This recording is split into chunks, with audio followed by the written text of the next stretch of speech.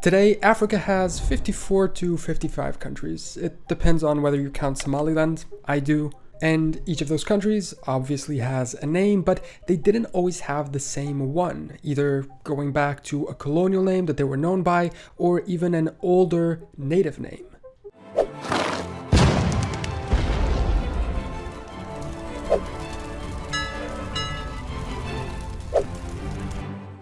First, the one on the thumbnail, how Ethiopia used to be called Abyssinia.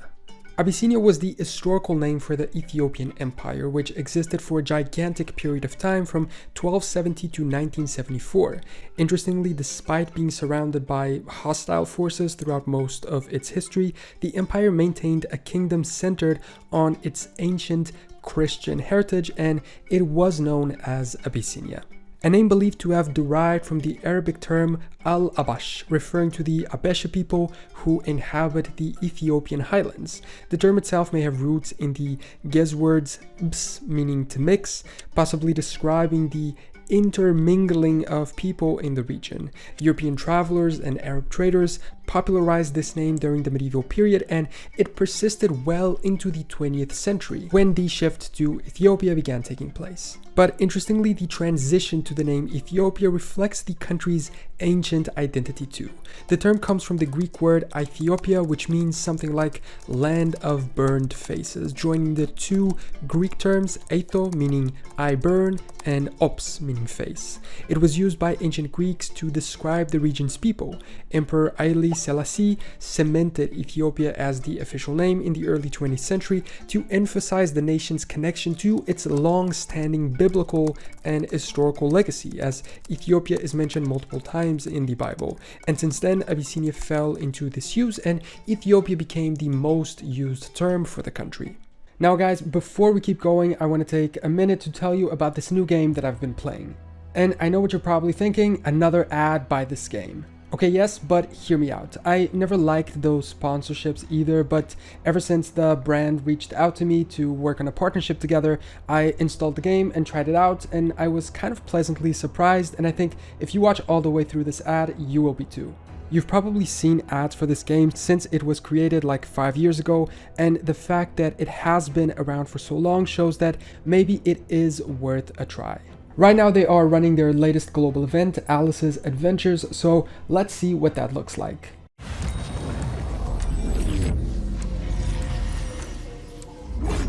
In this world, I've died 1,000 deaths, but each one made me stronger, better. And when the time was right, it looks really good, and there is a way that you can unlock all of these champions to play with, like completing a specific quest line to get the Mad Hatter or another one for the Queen of Hearts. You can also unlock the champions Cheshire Cat and Knave of Hearts, or even just opening the game on different days to get other rewards, like on day 7th where you get Alice's champion. If this sounds good to you, then you should definitely try it out by clicking my link in the description, or just scan the QR code on the screen right now and you will get great bonuses. You'll get a huge starter pack right away with an epic champion, Ultimate Galek from the Orcs faction, plus another starter pack after reaching level 15 that includes an epic Fayne.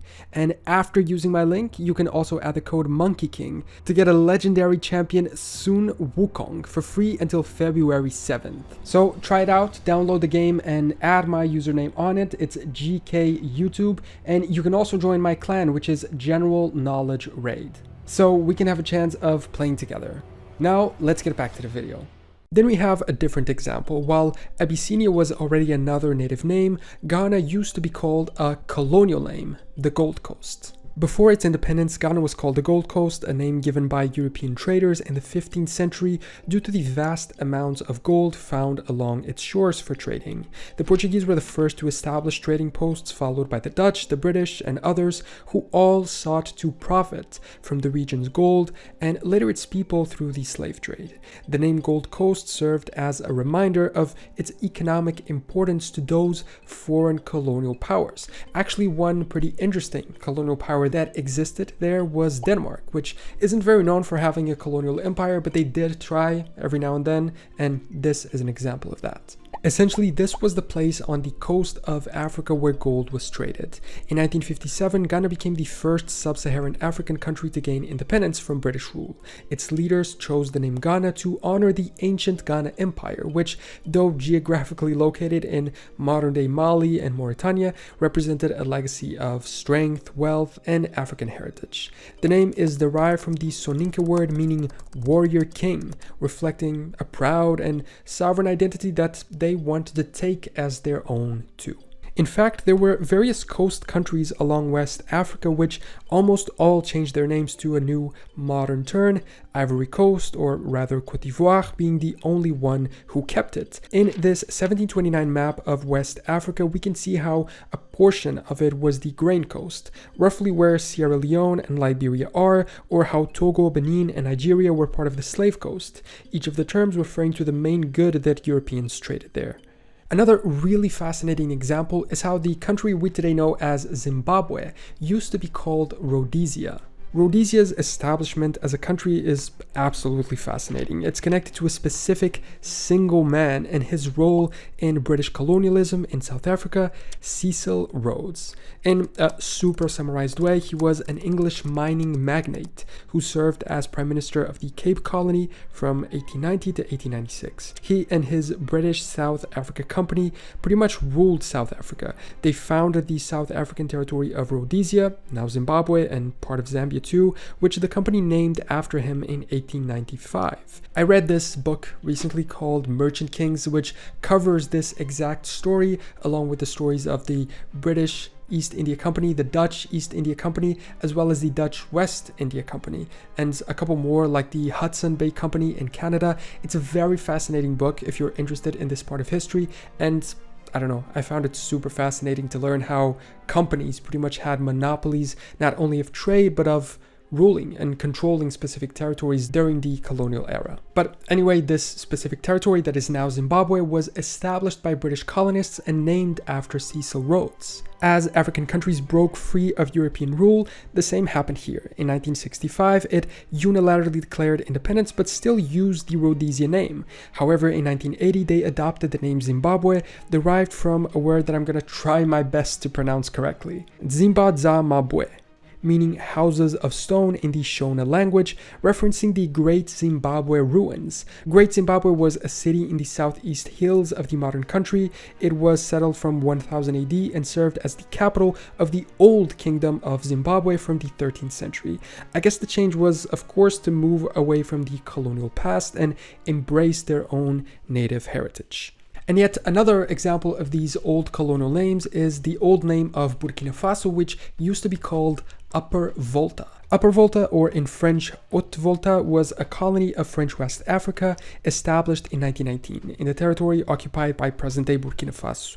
The colony was actually dissolved in 1932, with parts being administered by other colonies like Côte d'Ivoire, French Sudan, and the colony of Niger, but it coincides almost exactly with the modern Burkina territory. The choice of the old colonial name, Upper Volta, was made in connection with the Volta River being located in the upper part of its basin. Interestingly, the colors on the flag, despite matching the colors of the German imperial flag, it's kind of a one-for-one copy of it, it doesn't come from there. It comes from the names of the tributaries of the Volga River, which are the Black Volta, the Red Volta, and the White Volta. They became independent in 1954 and kept the name until in 1984 they changed it to Burkina Faso, combining words from the native Mossi and Dioula languages to mean land of incorruptible people.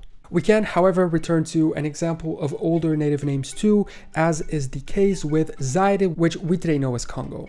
Zaire is an adaptation that Portuguese explorers made of the Kikongo word Nzadi, meaning river, referring to the Congo River.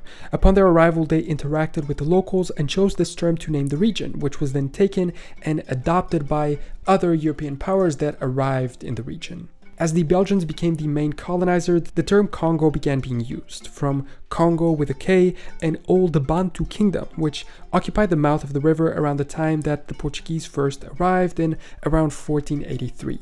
Interestingly, the native Congo kingdom name was also taken from Kikongo and meant river as well. So we have a kind of odd situation where the old name meant the same as the new name. It's just a different word or a different interpretation of the original word. After independence, they kept the Congo name, briefly returning to Zaire between 1971 and 1997, and then going back to Congo again. Another predecessor of a modern country name is Dahomey, which we now know as Benin. And a very similar situation happens compared to what we saw with Ghana. Modern Benin takes its name from the ancient kingdom of Benin, which didn't exist anywhere near where modern Benin is, located instead in Nigeria.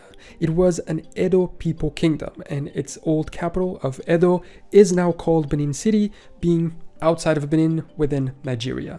And this sea area in general is also still called the Bight of Benin. The name comes again from the interpretation made by Portuguese explorers at the time. The native word was upini, which referred to how the Edo called their homeland, being translated to something like land of peace. Eventually, the old kingdom of Benin disappeared, being absorbed by French and British colonies. However, when Dahomey, a separate and independent kingdom to the west, came to be a French colony, gained independence, they later decided to take the name as their own, getting rid of Dahomey and adopting Benin in 1975. The reason why is a little unsure, but it seems that Dahomey was more connected to a specific ethnicity and Benin was more broad. Since the country has so many ethnic groups, they wanted a name that would include all of them. And so they chose this one, also paying homage to the ancient kingdom as well.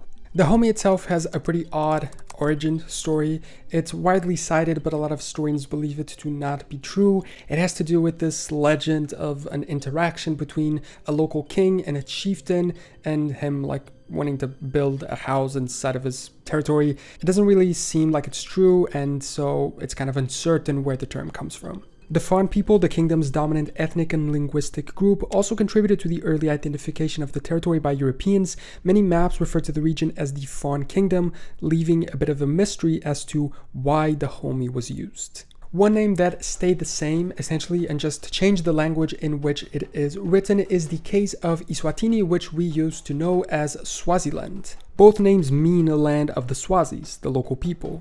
In 2008, their king announced that the kingdom would be renamed, removing the English place name used during colonialism and readopting their own endonym in celebration of their 50th year since regaining independence. Its fellow landlocked neighbor of Lesotho has a similar situation, previously being called Basutoland. The name Lesotho translates to land of the Sesotho speakers in the native language, Sesotho being that language itself. Basutoland was the British colonial name. Abandoned in 1966 upon independence, it meant land of the Basuto people, also known as the Sotho people. Nearby, we have another example of a colonial name that was then left behind, which is Namibia. It used to be called Southwest Africa. This one doesn't need much explanation. It's the geographical location of the territory within the African continent. It was first a German and then a British colony. When it achieved independence in 1990, Namibia was the chosen name, derived from the Namib Desert, the oldest desert in the world, by the way, I found out while making this video, and the word Namib itself is of the native language Nama and means vast place. And finally, Tanzania, which used to have two different names because it was separated into two different entities, Tanganyika and Zanzibar.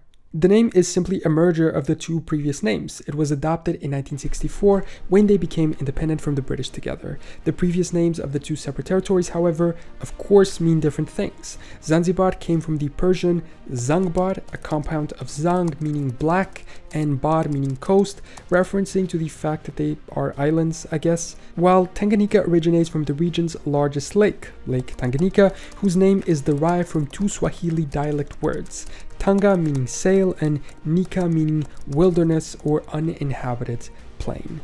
Are there any old names that you know of that you think are interesting and that I didn't mention, either in Africa or anywhere else? Let me know in the comments. The next video on this series is going to be for America, maybe just South America, so if you have any suggestions for that, let me know too. Thank you so much for watching this video, and I will see you next time for more general knowledge.